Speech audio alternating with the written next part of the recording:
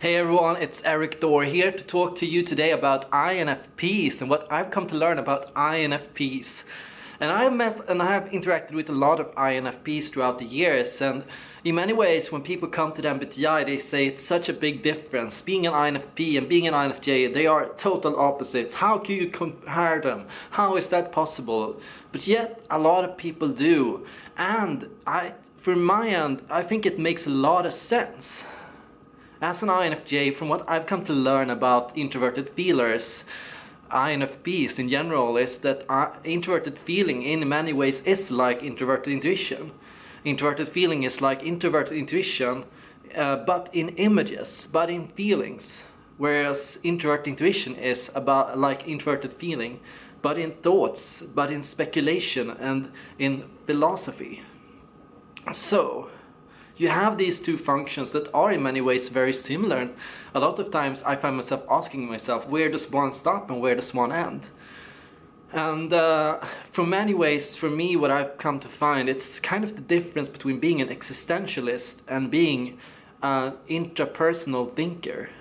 Being somebody who thinks about your own experience, your own life, what's happened to you throughout the years, compared to being an INFJ or an INTJ and thinking about the meaning of existence, the purpose, the reason I was born, the hidden motive, the hidden structures of everything.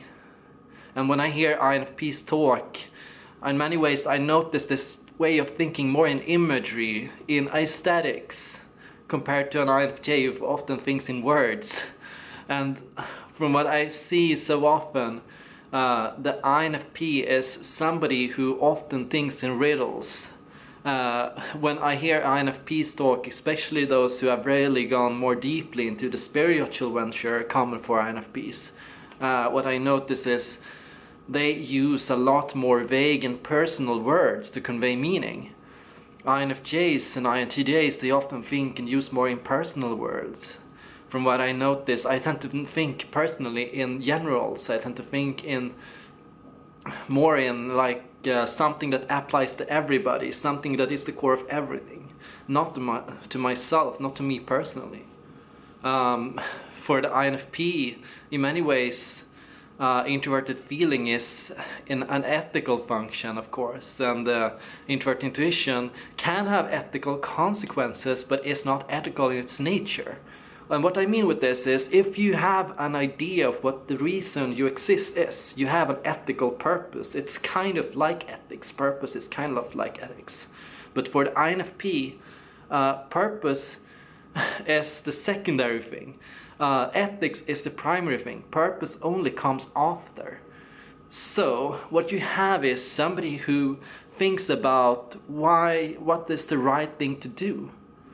Compared to somebody who thinks about what is my purpose, and that can have consequences. That's why you can see people saying INFJs who gone bad do bad things, but you don't hear a lot of people talking about INFPs going bad, doing crazy, extreme, bizarre things. So there is a big difference here. The INFP function in many ways is of course capable of evil, like any function. But in many ways, evil comes from our fourth function, not from our dominant function. And people who have gone wrong don't usually go wrong because they've used their first function too much. They go wrong because they are narrowed by their fourth function, taken over kind of by their fourth function, by their villain function. So INFPs are introverted feeling heroes. Ethics is how they display heroics. That is how they are good people. That's how they live up to their goal, to what's crucial to their identity. And I've had a lot of conversations with INFPs about this, where INFPs mention that their introverted feeling is often raising suspicions to other people. A lot of people assume that when an INFP is behaving ethically or doing the right thing, they are doing it for selfish reasons. And you can say, of course, in one way, everyone does everything for selfish reasons. But selfish here means to do something that reaffirms your sense of self. To do the right thing because you think you are a good person who will do the right thing. And in that sense, everyone is of course selfish, but that doesn't mean being selfish is a bad thing. Everyone should try to be themselves. Everyone should try to do what's right for them. And doing the right thing for the sense of also doing something good for others, and doing it because you think you're a good person. That's how it should be done. Doing the right thing to other people should make you happy, and the feeler who does the right thing, who is a good person to others, who is able to help others, is going to feel good about it. Is going to feel happy about it, and that's a good thing. So the reason this suspicion often emerges is because a lot of people use introverted feeling, for example INTJs. INTJs use introverted feeling as a method, not as a goal in itself, but as a method to a goal. So you have a big difference here, and you have to think about this when you're trying to decide what type you are. From what I've come to learn, INFPs are in many ways also extroverted intuitives, and that's a big difference, of course, from being an introverted intuitive. An INFP has this secondary detective function. Extroverted intuition is like a detective function. It detects things around it. It sees things that nobody else sees. It is able to draw meaning out of anything around it.